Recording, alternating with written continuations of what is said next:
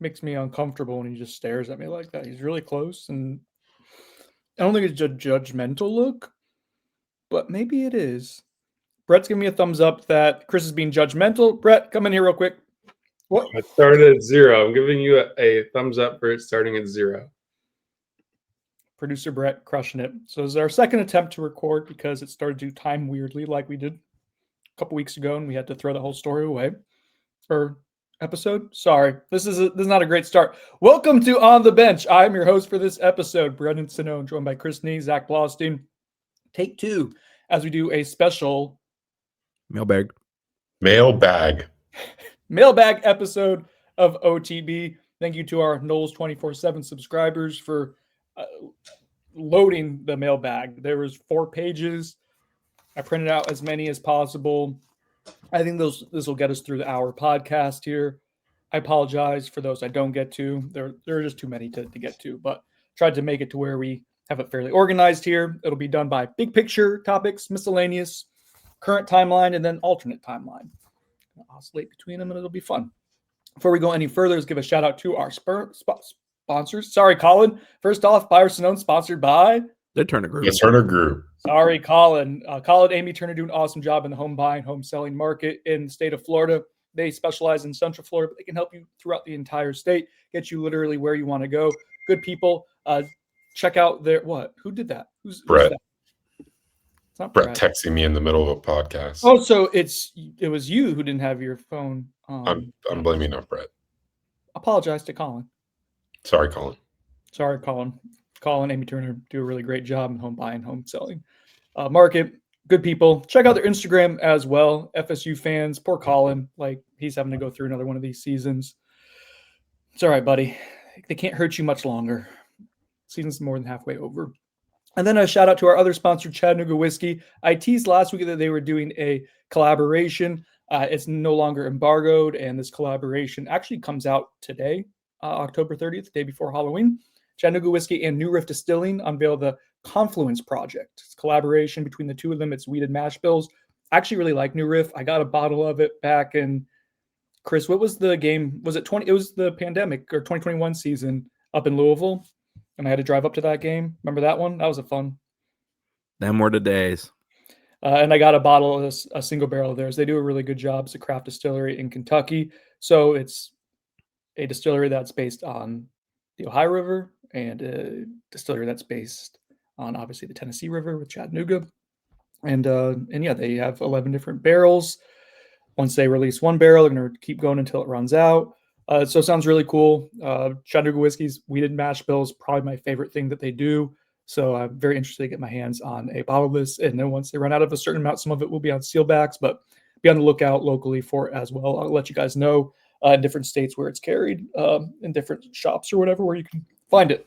All right, guys, before we get to the mailbag, we did a little story yesterday at Knowles247.com. A couple of people in different threads have wanted us to address it. I will be transparent, don't have a ton of opinions on it, but basically I did a public records request to see what the response after FSU's statement sorry, my printer's doing something weird. Do you think I have ADHD, Chris? Yes, definitely. Go ahead. I wanted to get an idea of the public records through a public records request, what FSU's response was to boosters and just different emails that were sent to FSU admin after the statement came out a week ago. I thought that would be interesting. And the records request was fulfilled pretty quickly.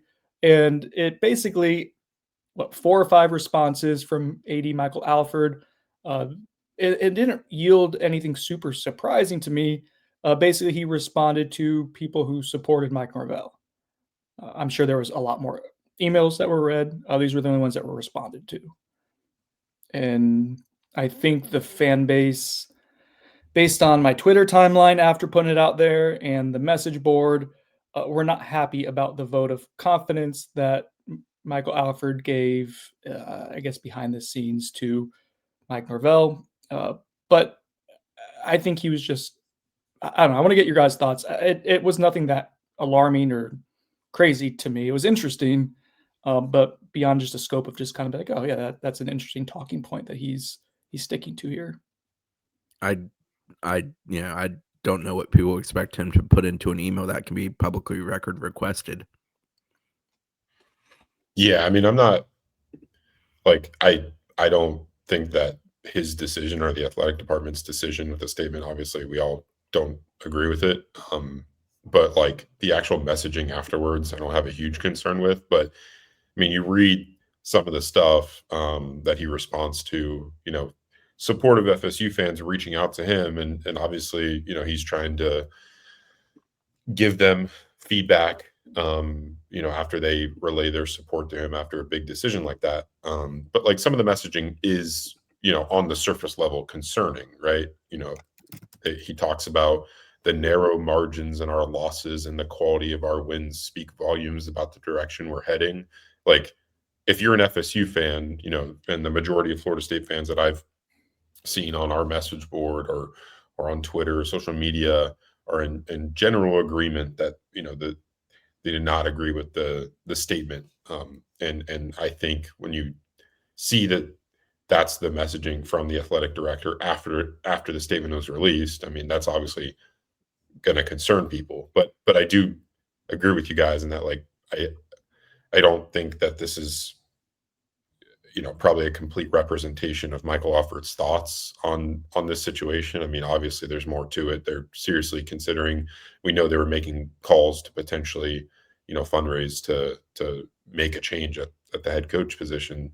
So yeah, I mean, I wouldn't put too much stock into like this being what Alford fully believes. I think he's just kind of trying to appeal to some of the support that he received after the statement was released.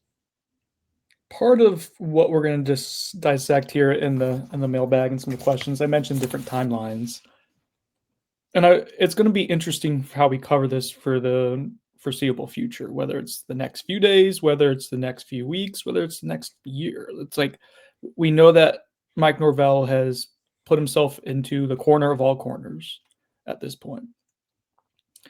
We know that he has not been fired. We do not believe he's been given word that he is done after the season. I think he does have an understanding that he is coaching for his job every single week. One of the questions that we've gotten, guys, pretty consistently is like, is there anything he can do to save his job here in the midst of a 4-game losing streak, 9-game losing streak in the ACC? We know what the last 2 seasons have been after what the 2 seasons before that were. My question to the two of you is, are we living in a timeline where Mike Norvell could be, and I have an answer for myself, but I want to get your thoughts. Are we living in a timeline where Mike Norvell can be coaching Florida State under any circumstance in 2025? Is that possible? Or sorry, 2026. I mean, I I think all options are on the table personally. I don't think leadership, those who specifically can make hiring and firing decisions, has dismissed any possibility at this point in time. You agree, Zach? I agree that it's possible, but obviously I think, that's completely separate from all of our individual opinions. But yeah. I mean, the actual chance of him coming back, there it exists. Okay. So with that in mind, what do we need to see? I think I want to write about it. I don't know how to write about it. I feel like I'm going to get tomatoes thrown at me, but if there is a timeline and there is a path to him, and again, right now, I mean, Chris is on record as saying he would have fired Mike Norvell after Stanford or Pitt. I can't remember now, but Stanford. I was done with him after Pitt. I was firing him after Stanford. Okay, thank you. That's a good clarification. Yeah, I think our opinions are well documented at this point, but I do want to be fair to what could be, right? Like that is part of our job, is to flesh out. Yes, we're in the opinion giving business, but we're also in the fact digging up business, and we're also in the following trend business. And it's difficult. We're trying to, it's not easy to balance all that. Sometimes it's fun, but it's not always easy. The idea of like what it could look like or what it would look like for him to stay. Let's flesh that out real quick. Winning, obviously. Yeah, I mean, 2022 has been mentioned here, and I feel like in the last 2 weeks on a damn near daily basis.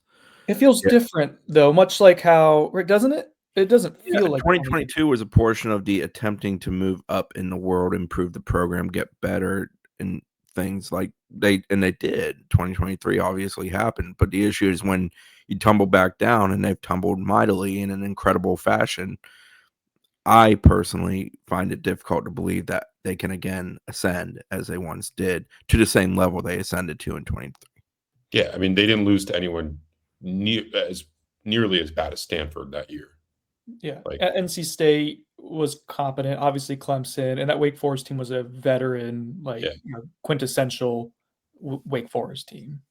One of the better Wake Forest teams in the last. Yeah, it feels different, and the confidence that I think we collectively had in Jordan Travis at that point, with how he had finished in 2021, built some cautious optimism collectively. I think some more than others. It was documented. I was a big fan of how he ended 2021, but how he started 2022 versus this is Tommy Castellanos is backsliding, and it's obviously somewhat because he's limited with what he can do with his ankle injury that continues to bother him.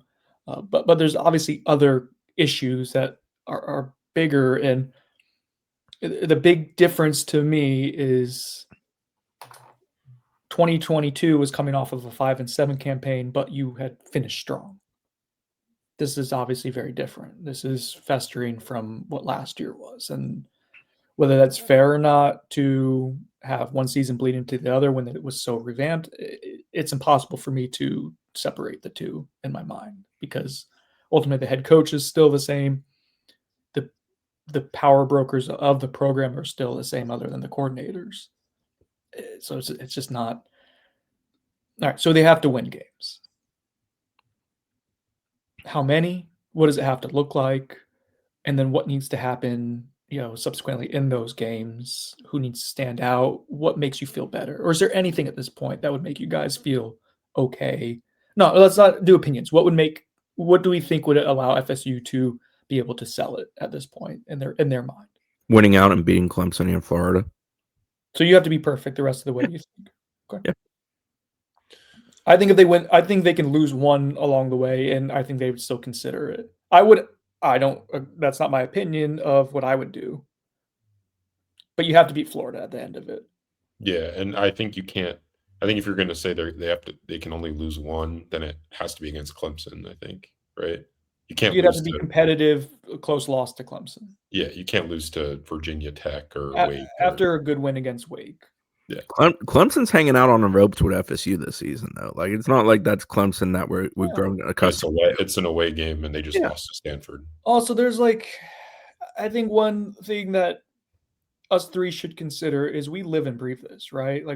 We're interacting with fans every day. This is our job, is to focus. There's a lot of people who aren't living and breathing Florida State football, and people who have money who aren't on the message boards every day, and who are just seeing. So it just may not feel quite as dense and toxic to some. As it does to us. Yeah, we know this to be the case because of the emails that you got from. Sure. Yeah, that was only 4 or 5. God knows how many. Even removing toxicity, all emotion from it. 5-15 is 5-15. It's a results-oriented business, and 5-15 at a place like this, with the investment at a place like this makes into a program, it is simply not allowed. The only time it's been allowed in the time that the three of us have been on Earth is 2024 and 2025. To me, it's cut and dry. That's the simplicity of it. That's taking all emotion out of it. They lose far too often. They are non-competitive in a league that is not elite by any stretch of the imagination. Yeah, I think that's why we're all in lockstep of how we feel about it. All right, let's start off the mailbag. So it's going to bring us. This is on topic. This is a good transition. I'm going to start off with the big picture one. This is from, maybe you've heard of him, Coach Adam Brown. No, maybe Coach AB. The word standard is often thrown about by administration, coaches, and fans. In today's college football landscape, how would you define the standard of Florida State? Its current standard, or what it should be? I think what it should be. I mean, what it should be. I think it's what the current standard. I think it's what I think this is. Without speaking to AB about it, I think this is about the message of what the statement was last week, what's acceptable, what isn't. I think we're talking about the current standard of a coach who's won 5 of his last 20 games being able to go and coach in Doak Campbell Stadium on Saturday. Well, I think the standard there is that the financial decision is scary as hell. If I'm being perfectly honest, the standard for the actual program and the operation of football over the last decade, and honestly more than a decade, is relatively mediocrity outside of a few exceptional years. 12 was relatively good, 13 and 14 were obviously good, 13 being as good as it can get. 22 was decent, 23 was good, but there's a whole lot of bad mixed in there if you're really truly looking at the grand scope of that entire stretch. I threw out the stat of in the ACC since 2015, FSU's 41 and 43. That just kind of speaks to what you have been for a decade, and there's some really good mixed in there and some exceptionally bad mixed in there. But in general, that is who and what you've been. The standard of the program and what it should be, I think that's the peak of the mountain, what you were at one point as a program. And it's very tough to get back to what that was, but that's the late 80s into the 90s, into the very beginning of the 2000s and what they were in that stretch of time, which was unbelievable. I think that's super tough to sustain, but I think in this day and age of college football, what would be a good standard for an FSU style program from an investment standpoint and expectation standpoint is to be consistently competitive at a high level, contending for conference titles, and therefore in the college football playoff picture. Yeah, FSU in the current landscape, to me, the standard should be 9 to 10 wins every year. That should be the baseline, and then every few years you can overachieve. There's no reason why, with the investment into the program, the recruiting region that FSU is located in, and the access to talent that provides, that they should not be consistently beating any ACC team besides Clemson and Miami. That there should be no reason for that. And I think, like, with the statement, I think Chris is right. Obviously FSU's administration is allowing this to continue to happen, but I do think that the main crux of that is because of the financial piece. I don't think that, like, if the financial piece wasn't a thing, Mike Norvell would have been fired after 2 and 10. We all agree. Yeah, Most likely he should have been. Yeah, but like, I fully believe that if regardless of what he had done before, I think that if after 2 and 10 and at a program like Florida State without the buyout money, like, he would have been fired. Yeah, you were 1 year into an 8-year deal at that point. In that deal, we all know the financial figure of it. I think the actions are currently telling you too that the money is still in consideration greatly. Yeah, for sure. And that's what I'm saying is, like, I don't know, like, does that speak to them not having a standard for the program? I think to an extent, yes, because you're allowing this to continue. But that is what the anger is about from yeah, for sure.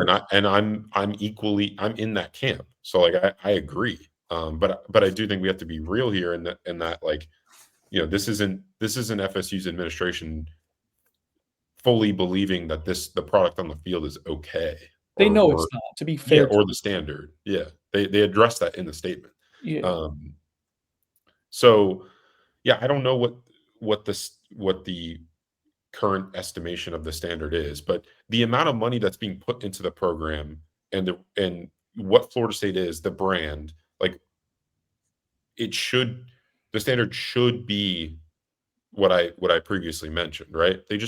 How much money do they just spend to renovate Doak and build a football only facility? Roughly 400 million. 400 million, maybe a little bit under that now. So, like, that's why this is complicated, is because they have shown the willing administration and power brokers, people who spend a lot of money at Florida State, have shown through a lot of different ways and actions that they do care to make this an elite program.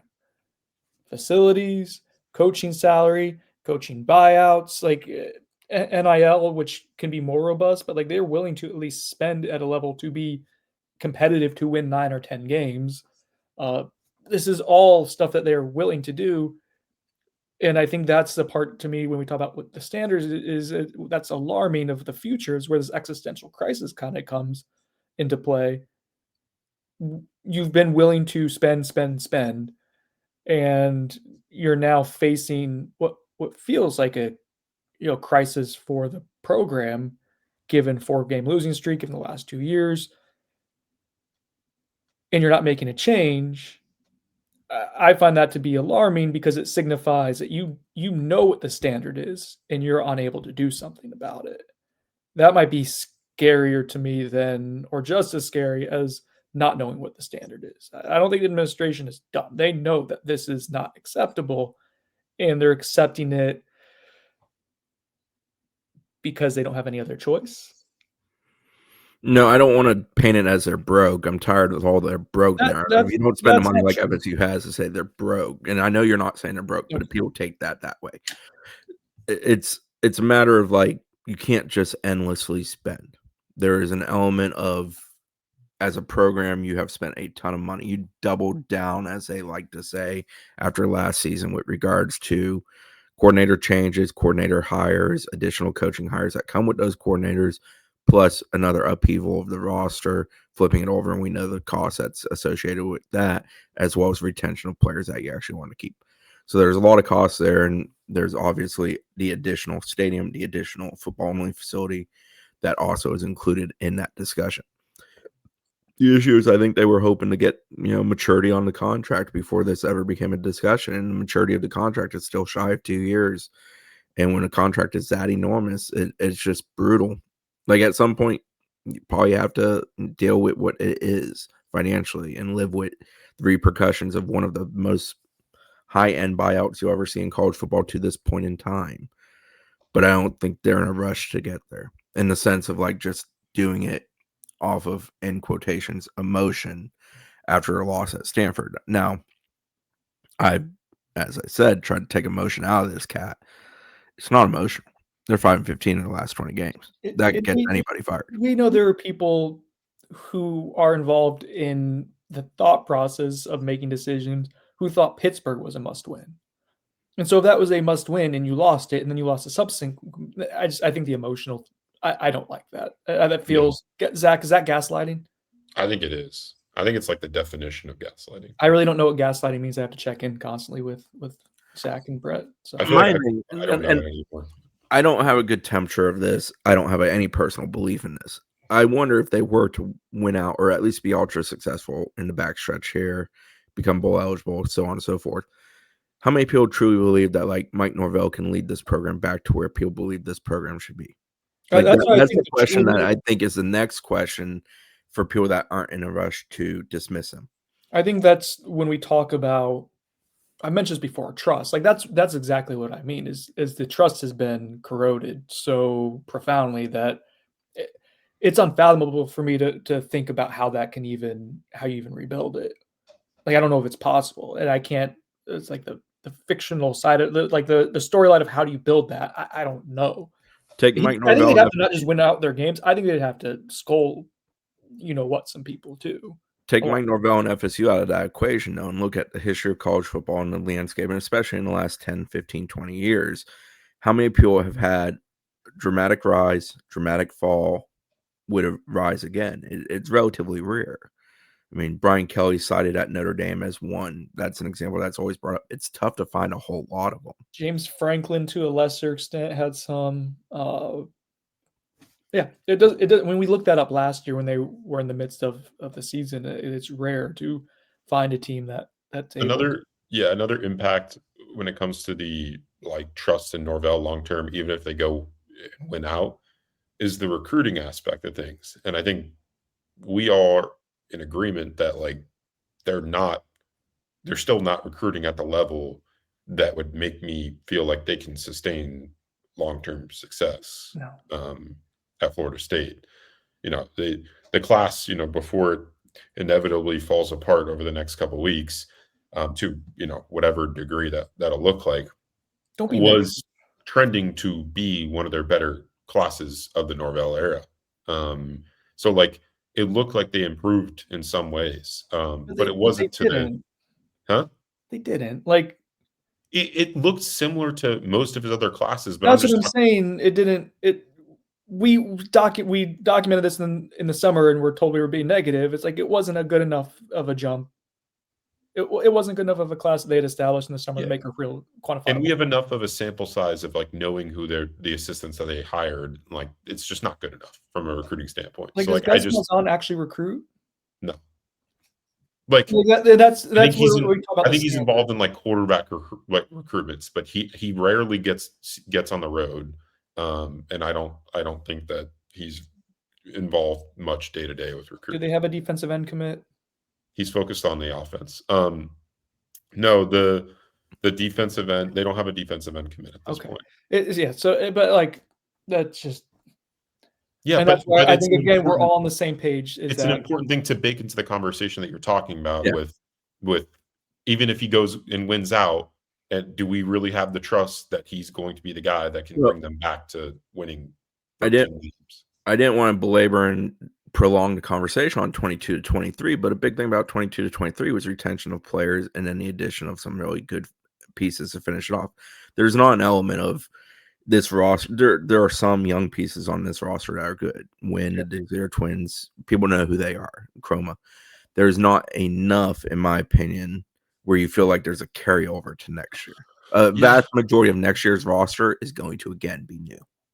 Yeah, and I know the current climate that happens a lot, but it constantly happens here. Yeah, not every team in the country is replacing all 5 starters on their O-line with portal every year, and then you not only would have to be doing it again, but then the same regime that brought you 2-10 and at best 8-4, which again this is not revisionist history.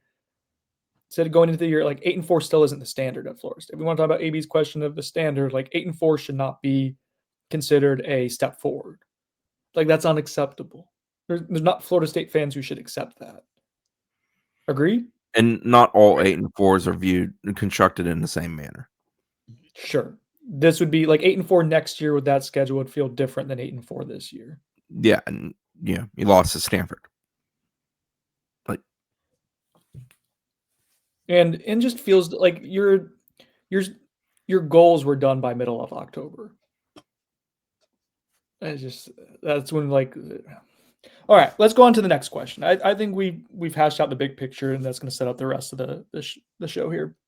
So this is from NPL6038. Did Bly get too much heat from the homies for letting us all know that he and the missus are about?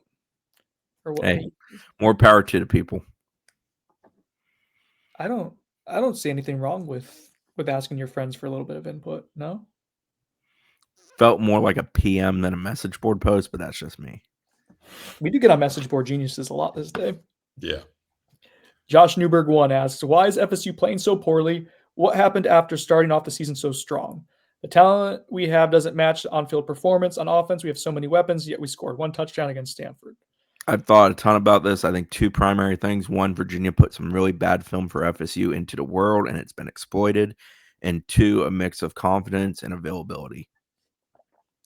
Tommy Castellano's not being 100%, I think, totally derails what you can be offensively. The second half against Pittsburgh, the injuries they had at wide receiver, how conservative they got, exposed your wide receiver depth. But again, like you lose 3 starters, like that's going to be a lot of defenses film. And it's been something different every game, I think. And that's probably the part that's most alarming is this is not just we got to make it through the season because our pass rush is bad. It's like, well, that shows up, and then some games you can't tackle, and then some games you can't convert on key downs, and then some games you have 13 penalties, and then some. Like some teams special teams portrays you at a profound rate. Like it changed every single loss, and that's frustrating. That points to something corrosive throughout the program, I think, more than it does just a miss or a misevaluation of a singular thing. Yeah, and confidence is shaken. I mean, you look at second quarter at Stanford, that was not a confident football team on the sideline, that they were in a place to go and win that football game. Future timeline question here. This is from Sunday Gold. Would James Franklin or Aretha Franklin put more respect on the FSU program? I mean, we know what James is. So Chris and I talked about this the other day, somewhat passionately. I don't understand your like when you were talking about the standard of FSU. I don't think because I got you pinned here. You're talking about the standard of FSU football is competing for conference championships, winning 9 and 10 games every year. Mm-hmm. He doesn't win conference championship games, but he competes for it and he wins you 9 and 10 every year. Yeah, he's going to struggle to win your conference championships. He's going to struggle to beat your rivals consistently. I also just don't particularly care for him. Okay, well that's different. I think that part of it is what specifically do you not? I know how much he has tried to put his name into other coaching discussions to leverage people, and I dealt with that with a prior coach here, and it's not an enjoyable experience. It does not make me feel like one is fully committed to a program, and I think there's a reason Penn State did not hesitate at all to eat that money and fire him when they fired him. I don't think there was a whole lot of tears shed in the building to fire that guy. I'll put it that way. But can he win 9 to 10 games consistently? Yes. Can he recruit at a high level? Yes, he can. Can he find guys that are going to go on to the pros and play at a high level? Definitely. He's proven all those things. I ain't going to knock him for that. This is from Osceola239. He had a handful of good questions. This one made me chuckle. Did you ever think you'd live in a timeline where Indiana is a national title contender and FSU would be 1-11 in ACC play? Well, it's certainly in basketball, but no. No would be the answer. I think that does speak to the landscape of college football. It's like things can change quickly. Yeah. Which gives you some reason for optimism if you're a Florida State fan. We'll get It Kennesaw also State. points to and highlights how unacceptable what's happening currently is. Kennesaw State was dreadful last year, and they're now contending for a conference title. How are their coach? That's what you care about is conference titles. Who is their coach? Former Jaguar running backs coach, isn't it? I believe he came from the league to go to Kennesaw and had previously been in college prior to the league. Would you hire Greg Jones as the GM? No, I don't think I would. Okay. I mean, if I'm hiring a GM and I can dream up any GM, I'm hiring Mark Pantoni. I don't have to think twice about that. Ohio State's though. Yeah, he's awesome at it. He was good at it before it was an actual role. TB3 Golf 714. A trio of questions for the gents on this fine Tuesday. It's actually a Thursday now, but that's fine. Have you ever seen a French Canadian eat a Swedish meatball? No. Have you ever seen a French Canadian eat a Swedish fish? You have? Chris has? Okay. I'm pretty sure my mother likes Swedish fish, and she's technically French Canadian. Wow, that's wild. With the new release of Bruce Springsteen biopic, Deliver Me From Nowhere, what Bruce Springsteen song would you say best describes the state of the program? I'm on Fire would be... Talked about the freight train running through his head. Dancing in the Dark. Zach, you know who Bruce Springsteen is? I know who he is, but I don't. You're an East Coast journalist. You have to know who Bruce Springsteen is. It's part of the requirement. But I don't know a ton of his songs. Okay, this is from Matt M3431. Hypothetical question. If you could ask Mike Norvell to change one thing about the way he runs the FSU football program and you knew he would implement the change, what would it be? All right. Office structure. What? Front office structure. We already asked for that. Like, I think it's too late for that. Right? But I think it's important. I think how you acquire players, how you spend your money, how you build a roster out is one of the most important things beyond actual coaching. We all agree that's important, but we wrote entire pieces over the off season. Not even the off season, but we dedicated podcasts to it. I know. Yeah. We were first. I got you. Yeah, so I agree that it's important, but yeah, I mean, one thing would be to make sure that your assistant coaches are doing what they need to do when it comes to recruiting. It's been a concern of mine for years now, and I still don't think it's a strength for Mike Norvell. I think that there's not good accountability measures when it comes to that, and that continue to be a problem into this offseason. I would like for the messaging to change at this point. Yeah, climb does need to end. Should have ended when you climbed and you got nothing out of it. You climbed and fell. Yeah, I would like the messaging to change. I think that's a valid criticism. I would also like to just, go spend money on a quarterback who's high quality and you can build a program around. But that's just me. Yeah. They've quarterback recruiting and quarterback. It's fine when I did some of the things of what have gone wrong to get you to this point. Obviously, prep recruiting itself is alarming, but when you focus on some of the premium positions, it gets real bleak. Wide receiver, trench play, quarterback. The hit rate is really, really low, and just the actual success rate and like caliber of prospect who like the clay you're bringing in just is not very good. Let's see. This is back to the future timeline section. Boston Knoll asks, would Jimbo work better as a coach or GM at this stage of his career? Any thoughts on bringing the Belichick circus to Tally after he's fired? Haha. The Belichick circus would be good for business. I don't think I would enjoy covering after a year. I don't know that you'd have to cover it after a year. The Jimbo stuff's so interesting to me, guys. It's not even interesting. It's funny, I guess. I don't know how to say that without being snarky. Him being a top coaching candidate for fans is like, it's like commonplace amongst I think I have to have him on a hot board just if we put one out there, in the end of the season, if that's what happens. Like, I think we'd have to talk about it as being an option because it would be inexpensive. He'd be able to probably bring in a decent amount of talent, but there is a huge disconnect of what people remember him being. And that's at the end of the Florida State tenure. That's what happened at Texas A&M. I understand the appeal of glory days. There's another Bruce Springsteen song. That was a little off key. He didn't produce good teams at Florida State at the end. I guess 2016 was fine, but that was a train wreck until they salvaged it. But it was really bleak. Chris is sitting there smiling. It's making me uncomfortable. It's just a no for me. Like I don't even feel like I need to explain no. Like no. People want to hear your opinion on this, I think. What, on Jimbo? Yeah. What has he done since 2015 that tells you that he should be the head coach that hopefully pulls you out of the current state you're in? Recruiting the best class maybe ever at Texas A&M. But those guys ended up doing nothing.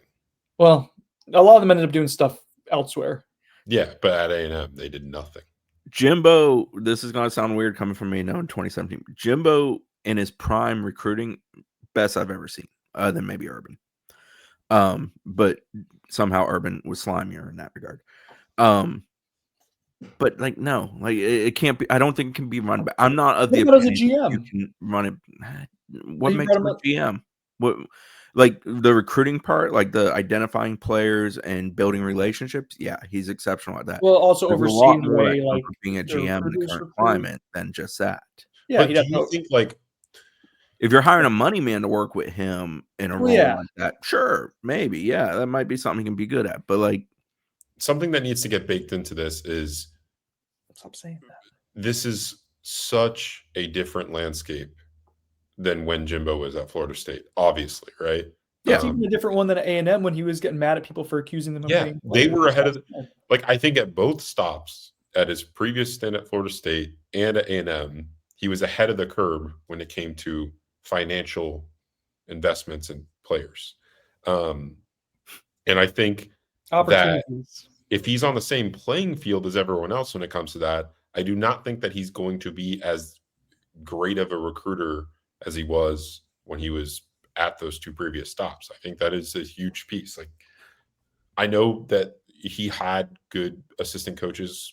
He could close. He could. And I don't know if it was just money. I'm sure money was a part of it, but but do you think they're landing Cam Akers and some of these players out of state without that? I'm sure some Mississippi schools were dropping big old bags there too. Yeah, I agree. But what I'm saying is, it's just such a different landscape, and I get the appeal with Jimbo. I do. I understand the financial component of him being a cheaper option than a lot of the top candidates that FSU would be in market for. But yeah, I mean, you just got to look at the most recent sample size. And I think there's a lot of people that think that he can just, he sat on the sidelines for, a year or two. And now all of a sudden he's this changed man that's learned, he's done how to redemption tour on the ACC. Yeah. Likable doing the weird chop thing. I don't know. Yeah, it's interesting, but I do see some of the appeal there. So I'm not going to completely discount it, but I do think that there is a lot of nostalgia that baked into it. you wanted me to say it, but I I'm did. not. You think that's what you were contemplating? There's a lot of nostalgia from Florida State fans there, and I understand it, but I do think you got to look at the entire sample size of Jimbo Fisher, especially the end of his FSU career and into A&M. I mean, he had every resource imaginable at A&M and got fired in what was the biggest, or still is the biggest, buyout in college football history. Not saying something because there's some pretty big buyouts out there this year. I think Jimbo's not a hard no for me. He is a no, but I'd have to go pretty. I'd have a lot of other people say no before I had to start changing my idea of what was reasonable and attainable. Like I'd probably, let's say in theory I have a hot board of like 15 names, he's probably towards the bottom of it. Yeah, like 10 to 15 range. Yeah, probably. I agree with that. JJH10 asks, can we be transparent about whose opinion matters when it comes to the direction of the football program? Meaning the people who Michael Alford or the next AD need to operate the football program. My question would be, whose opinion outside the admin really matter going forward? I feel like this is extremely important, yet lower level supporters have no clue. So first off, I mean, the administration, when we talk about admin, I think three-pronged, right? It is athletic side with Michael Alford. It is Pierre Collins, Board of Trustees chair. And then it is President Richard D. McCullough, I believe. So I think those are the decision makers. Now, if you're the camp that Alfred doesn't have as much say in the matter, and I think he currently does have a ton of say in it. I'm sure that's part of the evaluation process is how you go about making a hire if you have to make a hire of a new head coach. But the president and the board of trustees chair are huge parts of it. And the rest of the board of trustees are. Right. And then you get down to some of the power brokers who would be people who have names on buildings. Owens family, DeVoe, who else? Williams family would be another one. Parrish, right? Parrish family. Yeah. Peter obviously has his name on some stuff too. Board of Trustees chair. I mean, there's about 10 families associated here. I can pull up the names in the new facility. Let me do that real quick. Yeah, those are going to be the ones who kind of influence your decisions to an extent. But also right now, like there's not a whole lot of people jumping forward to pay a buyout. And so that's where I go back to board of trustee chair and president are big parts of like that. They currently are making the decisions, and unless they start receiving high-end pressure, they will be the ones making the decision. Yeah, you got Alan Flamenhoff, who's been around here for a long time, done a lot of things for a lot of different athletics at FSU. Bruce Harrell, Thompson Hartford Foundation Incorporated. I'm not real familiar with that one, if I'm being honest with you. The Langfords, which Langford Green. Yeah. Owens family, which if you're ever in a basketball facility or many other places, you're ultra familiar with Jim Owens and the family having their name on stuff. The Petways. Sorry, excuse me. Bob Sasser, another very familiar name along there with like Alan Flamenhoff. There are two that have done a lot over the years. The Simons family, which they did the hydrotherapy suite. I am not familiar with them. Summey, Summey, is the family atrium, and then the Williams family is the Walk of Champions. But those are the people who have influence. But again, I think, would you disagree with this, Chris? You're better equipped to answer this than I. But I think the power brokers matter, but it's still currently president and board of trustees and then athletic director are kind of the ones making this decision. Yes, I agree with you. I think it's worth mentioning in those cases, in the case of the president and the case of the AD, that there's a hierarchy immediately below them of people that they consult with, deal with, listen to, measure risk management. Stephen Ponder falls into that in some element too as booster president, but that's sort of probably in the hierarchy of the AD to a degree, but obviously he'll have some sway and say because obviously he's hearing it on his side of the aisle a great deal. But yes, those people that truly are like the large percentage funders, especially in significant gifts, and have done it repeatedly, yeah, they're going to have some say and sway. That's just the way the money works, especially when your booster pool isn't near as large as it should be for an institution like Florida State. Yeah, you rely on some of the names that you mentioned a ton, whereas other programs may have dozens of those people. You're probably looking at a dozen. That's kind of the reality you live in. Noel fan Sam asks, "What cigar choice for last week's post announcement video? What's the one I've liked, Zach? I can't remember the name. The Monte Cristo, Special, I think. Espada, maybe. Espada, one of those two. I think it's Espada, and that's been really, really good. It's a nice smoke. Doesn't stick with you the next day. It's robust, but not crazy. Zach, do you have a regular cigar, and which do you have aging in the humidor right now? And I'll leave that for you. I really like, I think it's Caldwell, I want to say. The King is Dead. That's been a really good one. And then I do like that one Brendan allowed me to smoke when I was up there last time. Allowed you to? Gave me permission to. It was baked in. Good training for marriage. Chris, Zach is Zach is very dramatic, and he plays the victim quite a bit. Dude, No. you're projecting. Yes. I still want to diagnose Chris. Here's one for Bad Bean Chris. Do you hate all dogs or just Kirk Herbstreit's dog? Just Kirk's.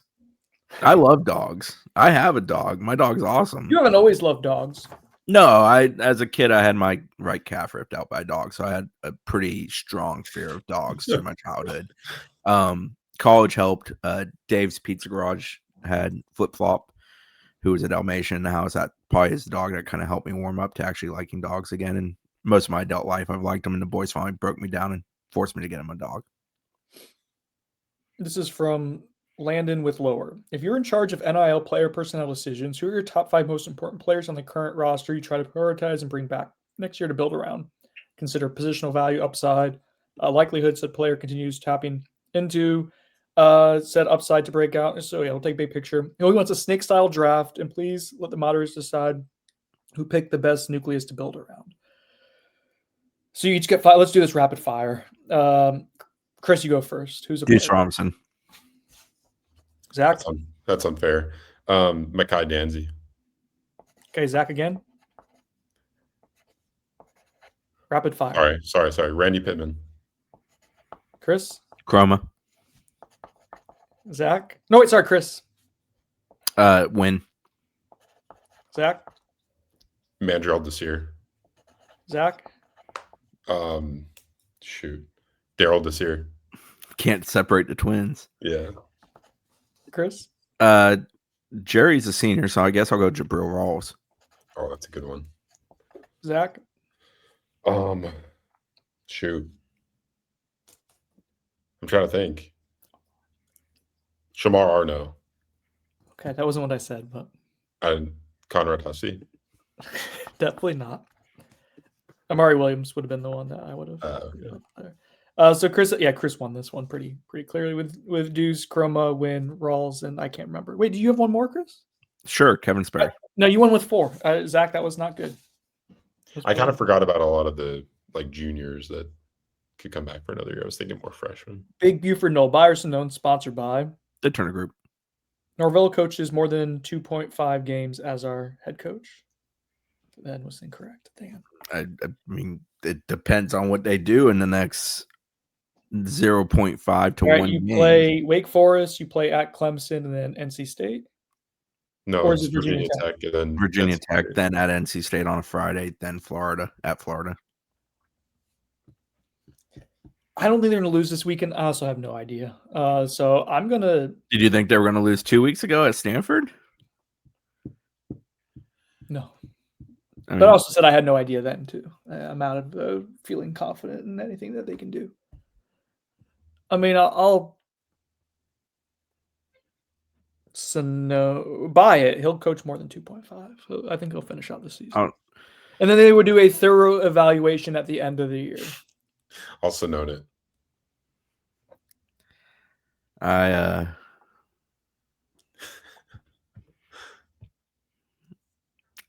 think I want to buy it. Sorry, not very confident in that one. It's a soft buy. Very.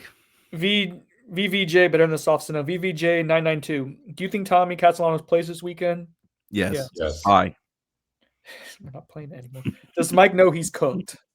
Listen, I do think, I could say it in a nicer way than cooked, but I do think there is a.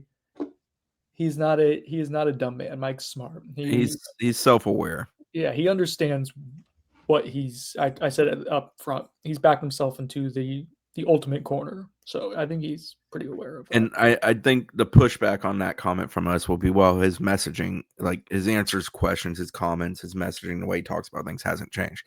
I don't think he's very good at changing such things. I think there's some roboticism to that stuff. But does he know that like the 4-game losing streak has him literally coaching for his job in a situation where there are people that can say yay or nay on his job saying nay? Yeah, I think he's fully aware of that. I would agree with that, Chris. Bye.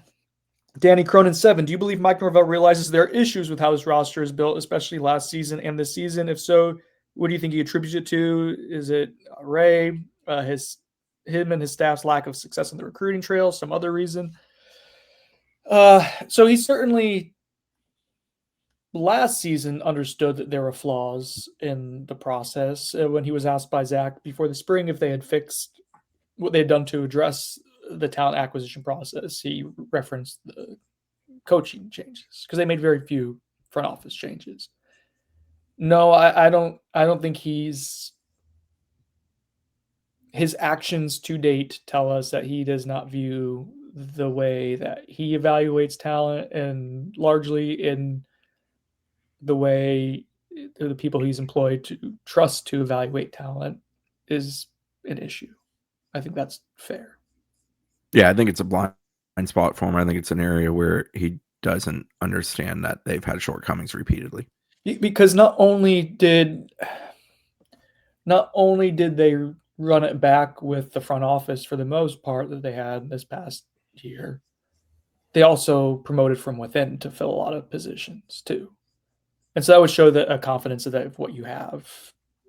You don't think that's part of the issue. In fact, you further reinforced it. So no, I don't think he has, to answer the question, I don't know if he realizes what the issues are with it, maybe outside of like a few tweaks here and there. Yeah, they addressed some things. For example, O-line. I think they did an effective job of addressing the idea of O-line this year, building an O-line that can go help them win football games this year. Yeah, that has actually been a bright spot despite the downfall. But in general, no. The grand operation of it all, no.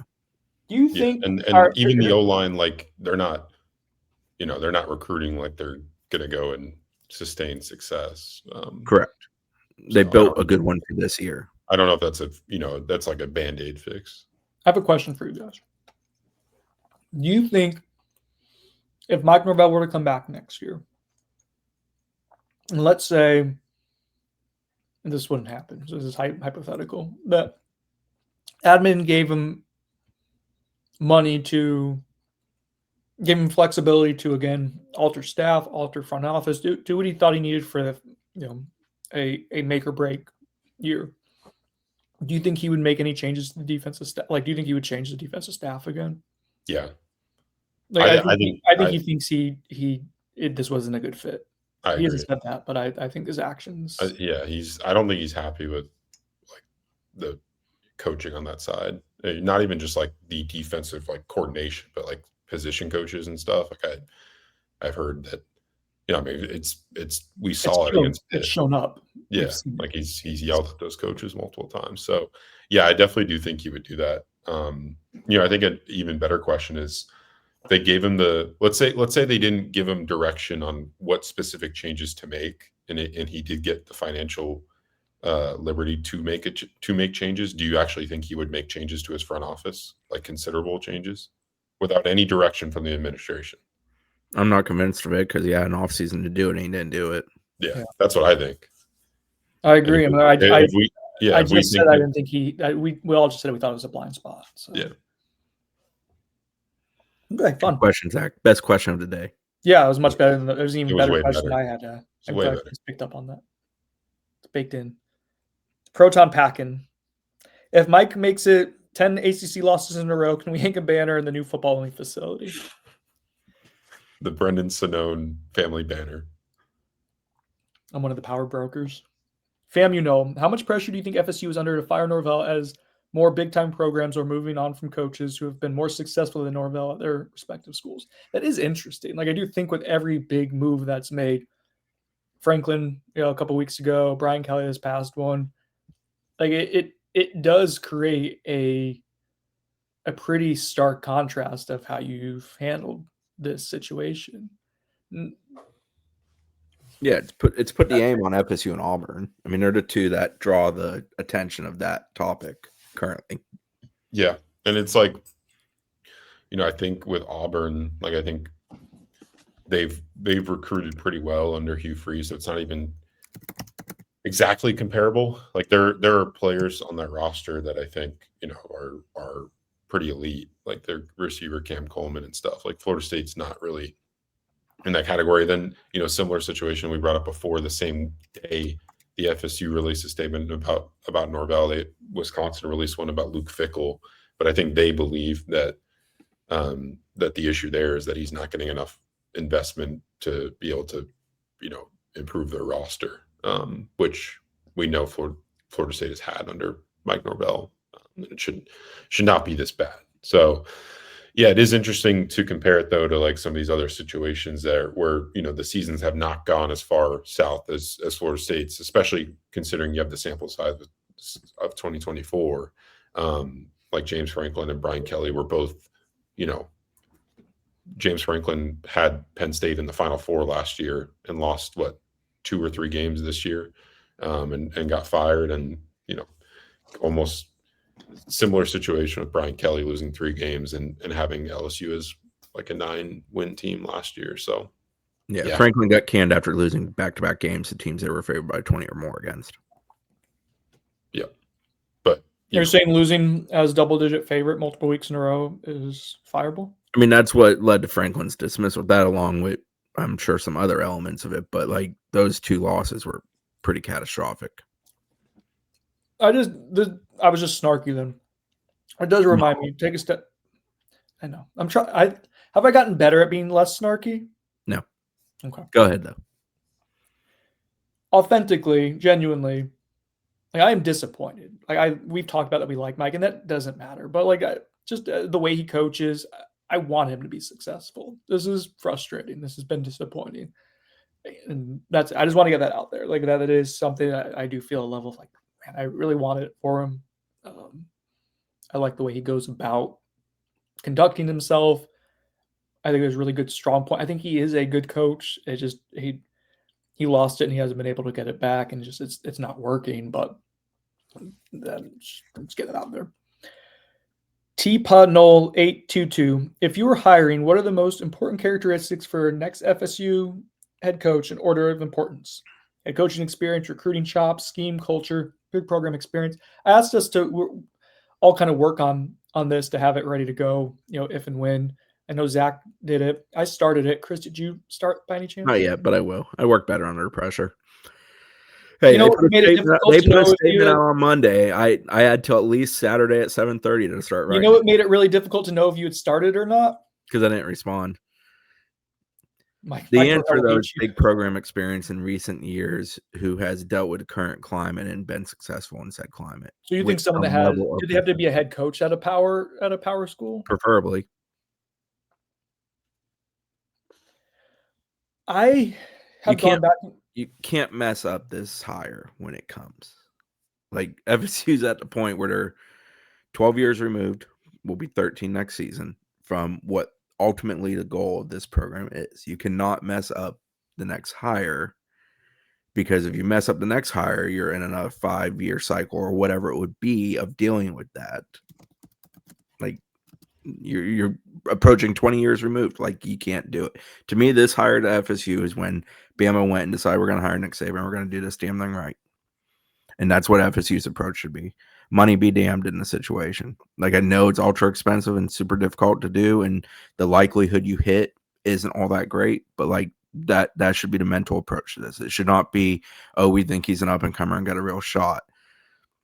in my opinion. I just think if they're going to do it, they got to do it Do a with Big Ten. like the highest level of likelihood that it works. I think if you go with the up and comer or someone who has not won as a head coach at this level, I do think having some ties to Power 4 football, where you've done it before and you at least have seen it, matters. And there would need to be some concessions with a salary perspective to where you're not, paying $8 to $10 million for a younger head coach, and you'd have to take the money you're saving, find ways to get people to give NIL opportunities at a more bulked up roster, to put it into the front office staff, to invest in the infrastructure. You've already done a fantastic job as an administration with the facility stuff. You're caught up there now. You have to kind of build around and invest back in the program versus the coach himself. I think that's the only way in which, to me, I can make that work in my mind. But ultimately, if you're trying to make a safe investment, then yeah, you would think a guy who's done it before would, and if you're paying more for it, would be ideal. They just made that mistake. A guy who had won 19 games in a row, you would think is a pretty safe bet, and here we are, 2 seasons later, 9 ACC losses in a row. Like, there's no such thing as a sure thing, which is what makes the idea of paying a ton of money concerning to me. At least guaranteed money. Make it incentivized heavily. Give yourself outs. You may have to make concessions in the quality of coach you bring, at least from a resume standpoint. What about you, Zach? And I do have a thought of something that I value, but I want to get your thoughts before I ramble more. Yeah, well, obviously for me, it's going to be talent acquisition. That's got to be paramount to what the next coach is about. I think that they need to have been around a big time recruiting operation and understand how that works and how to create that, at a school like Florida State. And yeah, I mean, I'm on board with you guys. Like, I think, the young up and comer from the G5 route would only make sense to me if they have experience coaching, whether it be in a coordinator role or a long time as an assistant at a big time program. And there are a few guys that you can talk about like that, like John Summerall. I know, was at Kentucky, and understands SEC football. I'm still a little bit hesitant on that one. Glenn Schumann's been around Georgia for a while. Obviously, no head coaching experience. He was at Alabama before Georgia. It's really all he knows. So if you're going for that route, that's what I would be looking for. Then, yeah, I mean, if you're looking for a sitting head coach or someone that's available at a power school, like it's got to be someone that truly understands how to acquire talent at a high level, especially considering the state that Florida State recruits in. I mean, you got to be able to go head to head against Miami and win big time recruiting battles. You have to do the same with whoever Florida hires next. I think that's going to be paramount to the success of the next head coach at FSU. I think someone has to be able to handle pressure well. We've seen it crack the last 3 head coaches to some extent or another. And we've seen Mike Norvell's sideline demeanor has not been great at long stretches of the last 2 years. And I think players feed on that. We saw Willie Taggart also fall under the pressure of this job. We saw Jimbo Fisher threatening to fight fans. Like, there is an element of some level of sociopathy or something where you can just shut it down and just not. Sociopathy is probably not the right word. You have to be able to shut it down and be able to deal with, understand what a big time program like this entails, when it's good, when it's bad, be able to ride through that. I think there's this emotional component of having someone who can ultimately handle the good and the bad, specifically the bad, because there are going to be down seasons, who projects confidence when that's happening. And so far, they've had 3 coaches in a row. When it's gone sideways quickly. Like, it's careened. Willie, it happened immediately. Mike, it happened very, very swiftly. It didn't happen immediately, but from the climb to the steep decline. And then Jimbo, felt gradual, but like once 2017 hit, it regressed very, very quickly.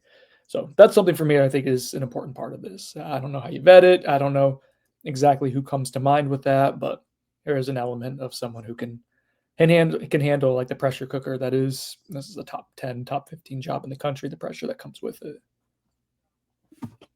Last one here, guys. I said no hot board talk.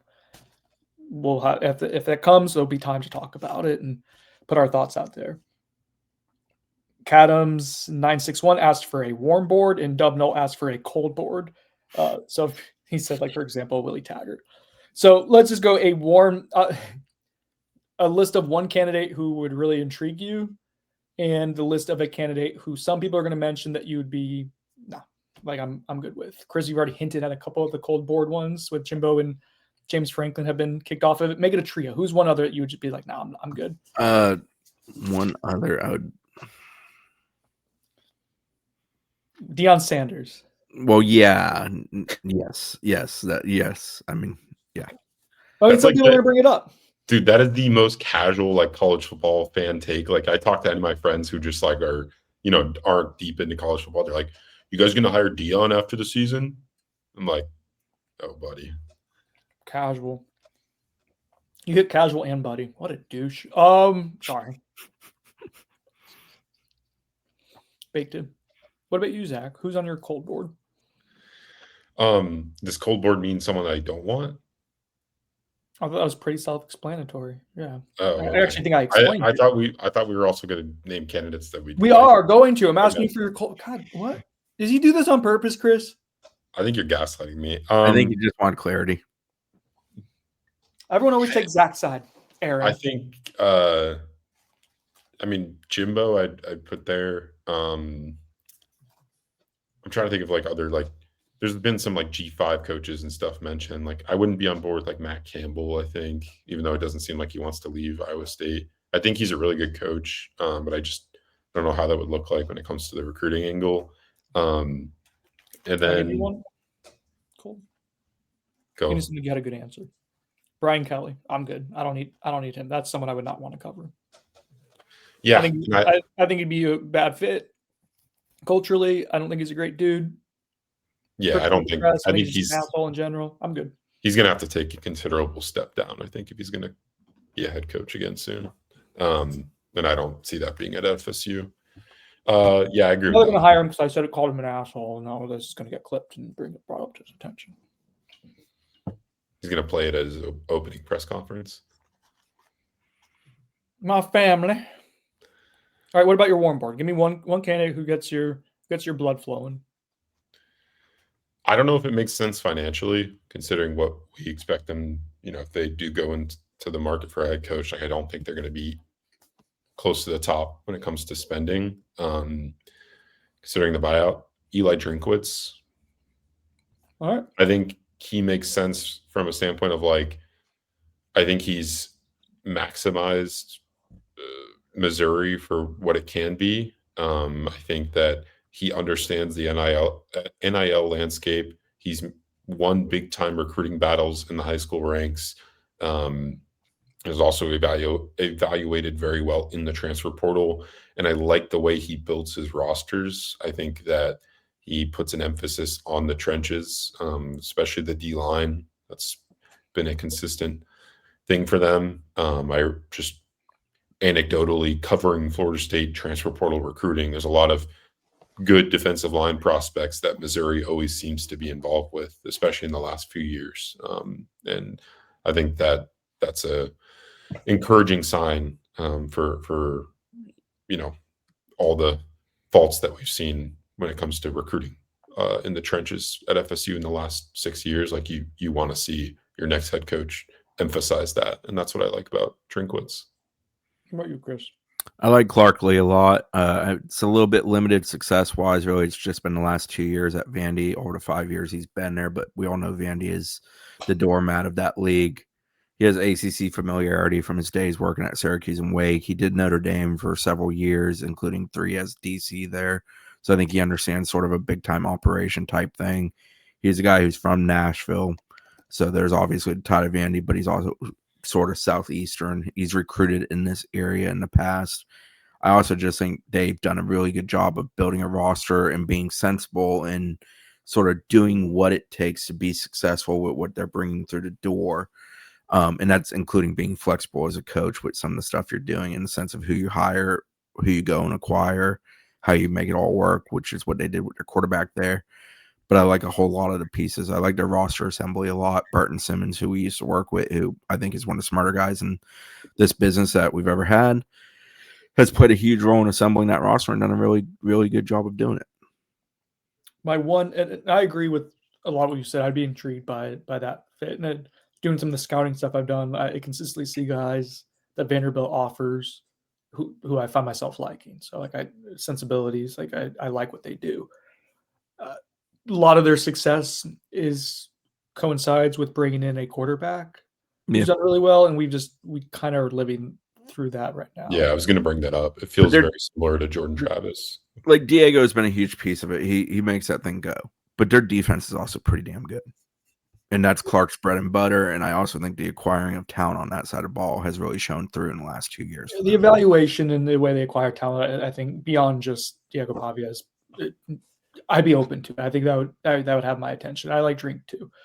I know you guys aren't super fond of the G6 route, but like I think Alex Golich does a really good job. I think his staff does an awesome job with evaluation.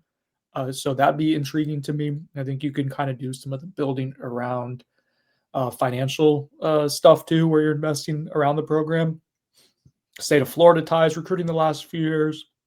Some Power 4 experience. He was at Tennessee, but I think it was only for like 2 seasons. So yeah, I don't know a ton. He may have been like a GA like at Ohio State too, but probably not to the extent you guys want.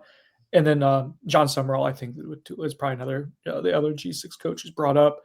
But he has experience coaching at the Power 4 level in the Southeast. I like what Tulane does from an evaluation standpoint as well, and he's obviously done a really nice job navigating them with the coaching. When they had a coaching change 2 years ago, he won at Troy too at high level. Did a really good job with evaluations there too. I like the edge that he coaches with. Like he has some. I think of the two, but I'd be intrigued by both of those staffs. Yeah. I'm not a huge fan of going lower level for a guy this go around, obviously, based on some of the stuff I said here, but I do like John Summerall. He also has Joe Craddock as his OC, who I'm a big fan of. Mm-hmm. So I know the idea of entering this coaching market, given the names are already there, had people. I think Florida State fans have mentioned the reservation with that. I think there's probably an element of where FSU also sees. So we're probably gonna have to get in a bidding war for like Lane Kiffin if that's something you were interested in. Like Lane's name is getting brought up everywhere.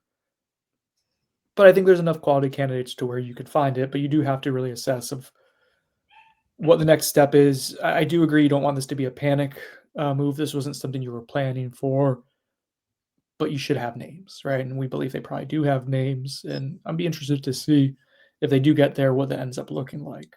We'll see. It's a big weekend coming up against Wake Forest. That feels kind of like Mike Norvell's last stand. And it kind of feels like every game remaining has an element of that for the rest of the season. So it'll be intriguing. Follow along our Noles 24/7 coverage through the weekend. We will have you covered. Thanks for listening. Thanks for subscribing. We'll talk to you guys soon.